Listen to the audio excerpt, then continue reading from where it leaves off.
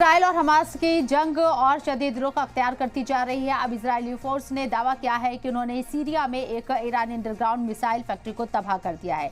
Syria के हमा सूबे में लबनान की सरहद के पास इस फैक्ट्री को तबाह करने का दावा किया गया। इसराइल का कहना है कि उसने अमेरिका को इस ऑपरेशन के बारे में पहले ही इत्तला कर दी थी और अमेरिका ने इस पर कोई एतराज जाहिर नहीं किया। इसराइल के मुताबिक फैक्ट्री तबाह करने के पीछे उनका मकसद ईरान और हिजबुल्लाह को मीडियम टारगेट की मिसाइल के प्रोडक्शन को रोकना था। इजरायली सरकार की तरफ से इस मुद्दे पर कोई तबसरा नहीं किया गया है। शायद उसे डर है कि ये जिम्मेदारी सीरिया, ईरान या हिजबुल्लाह को जवाबी कार्रवाई के लिए उकसा सकती है। सीरियाई और इजरायली मीडिया की रिपोर्ट्स का दावा है कि ये हमले इतवार रात को हुए हैं। रिपोर्ट्स के मुताबिक सीरिया के वजीर सेहत ने कहा है कि मासयाफ में कई आर्मी मकामात पर इजरायली हवाई हमलों में 18 लोग मारे गए हैं। ऑपरेशन में सीरिया के कई गार्ड्स की भी मौत हुई है।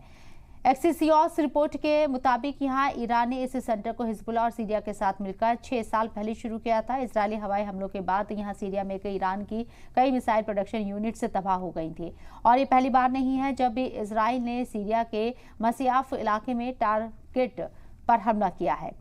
इसके साथ ही आपको बता दें कि 2017 में इजरायली जेट विमानों ने एक ऐसे बेस पर हमला किया जहां केमिकल हथियार और मिसाइलें बनाई जा रही थी और पिछले साल अक्टूबर में गाजा में जंग छिड़ने के बाद से अफसरान ने कहा है कि सीरिया में 140 टारगेट्स के खिलाफ कम से कम 60 हवाई हमले हुए हैं, जिसमें 200 से ज्यादा लोग मारे गए हैं। जुलाई में हमास लीडर इस्माइल हानिया का तेहरान में कत्ल कर दिया गया था और इससे पहले अप्रैल में इजराइल ने सीरिया के दमिश्क में ईरानी सिफारत खाने पर हवाई हमला किया था। इस हमले में 16 लोग मारे गए थे, जिसने इस्लामिक रिवोल्यूशनरी गार्ड कॉर्प्स के 8 अफसर भी शामिल थे। अप्रैल में हुए हमले के बाद ईरान ने इजराइल पर 300 से ज्यादा मिसाइलें और ड्रोन दागे, जिनमें से ज्यादातर को रोक दिया गया।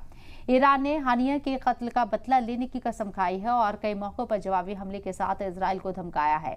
अब देखना बाकी है कि क्या ये ताज़ा हमला है ईरान और उसके मुआविन को इजराइल के खिलाफ हमला करने के लिए मुतासिर करता है, जो मुमकिन तौर पर एक बड़ी इलाकाई जंग की वजह बन सकता है, क्योंकि वेस्ट एशिया में कशीदगी बरकरार है और इस हमले के बाद वो और बढ़ सकती है।